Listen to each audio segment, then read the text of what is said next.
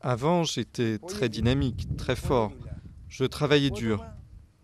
Et soudain, je me suis retrouvé avec une forme grave de cancer. Je n'ai plus d'estomac ou d'œsophage. Et c'est la faute de l'environnement dans mon village. La pollution que Dimitri s'accuse, c'est celle des usines qui déversent leurs déchets industriels dans la rivière Asopos, au nord d'Athènes depuis des décennies. Un ingénieur en biochimie a mené des études sur la santé des habitants d'Onifita. Le nombre de cas de cancer dans la région a augmenté et atteint 33% en ce moment. C'est un chiffre qui vient de nos statistiques, mais aussi d'une étude épidémiologique menée par l'État. La moyenne nationale n'est que de 6%.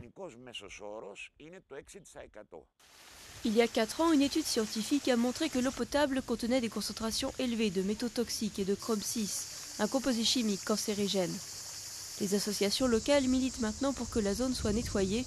À leur tête, le prêtre orthodoxe Ioannis Oikonomidis. Ce dont nous avons besoin dans notre région, c'est que les pollueurs et les entrepreneurs assument les coûts nécessaires, qu'ils mettent en place les infrastructures de traitement des déchets et qu'ils réparent les dégâts causés à l'environnement.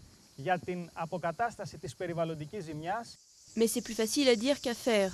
D'après Ioannis, l'État s'est peu mobilisé contre la pollution jusqu'à présent. Pour nous, la pollution, ça veut dire le chômage.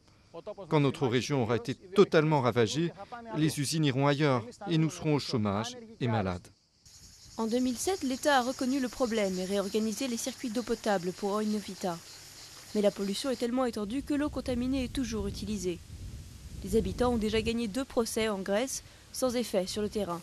Il faut maintenant appel au Comité européen des droits sociaux, dans l'espoir d'assurer la santé des générations à venir.